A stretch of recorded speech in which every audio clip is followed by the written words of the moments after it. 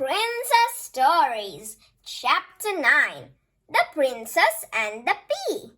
A long time ago, in a land far away, there lived a king and queen who had just one son. The prince was grown up, and it was time for him to marry a princess. And she must be a real princess, the prince told the king and queen. But there were no princesses in the land where he lived. So the king and queen arranged for the prince to travel to strange and distant lands to find a bride. The prince traveled north through frozen lands until he came to a castle where a princess lived. This princess was tall and fair and very clever, but she was also vain and boastful. A real princess would not be boastful, thought the prince. So he traveled south through hot, sandy deserts until he came to a palace where a princess lived. This princess was very beautiful, but was also very proud. A real princess would not be so proud, thought the prince, and he traveled east through misty lands until he came to a mansion where a princess lived.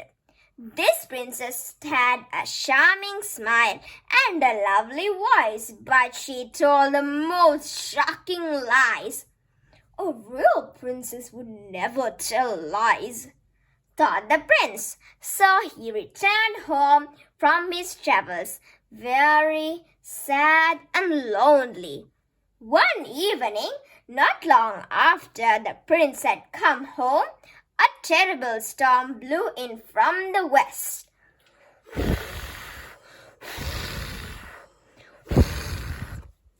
Suddenly, there was a knock at the palace door.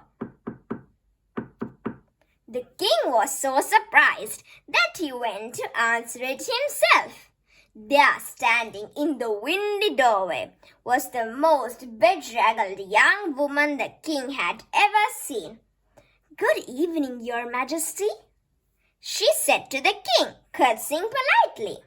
"I am a princess and I need shelter for the night. May I please come in?" "Of course," said the king. "We will gladly give you shelter for the night." When the king told the prince that a princess had turned up at the door, the prince was very eager to meet her, but the queen told him he would have to wait. The princess said that she couldn't possibly meet you wet and bedraggled. The queen explained, "She has gone to have a bath and change into some dry clothes." "That's a good sign," said the prince. "But how can we be certain that she is a real princess?" "I have an idea," said his mother. "Leave everything to me." A short while later, the princess arrived in the main hall dressed in the queen's clothes. Her hair shone, her cheeks were rosy, and her eyes sparkled merrily to match her smile.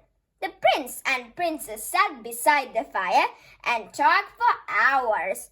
The prince was enchanted, but he still wasn't sure that the princess was a real princess.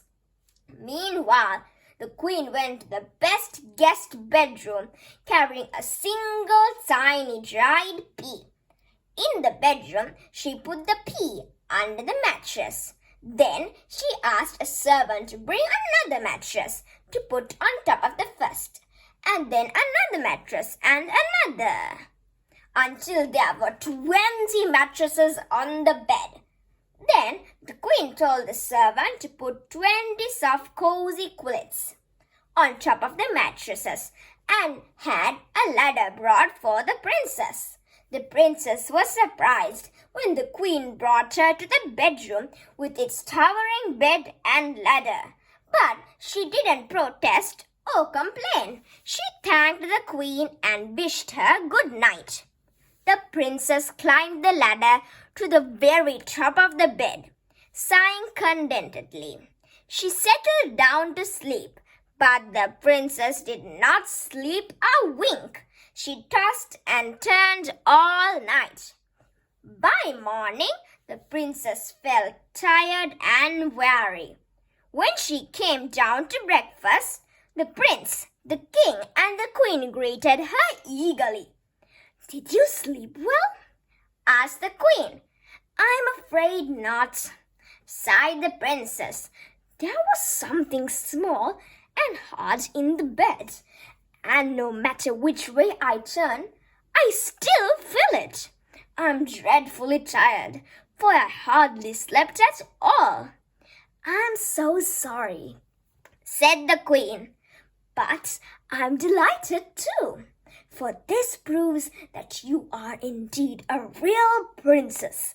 Only a real princess would feel a tiny pea under 20 mattresses and 20 quilts."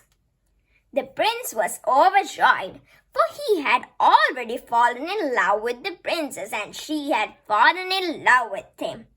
And so they were married. And what happened to the pea? It was put on a velvet cushion in a glass case and sent to the museum, where it is still on display today. Thank you.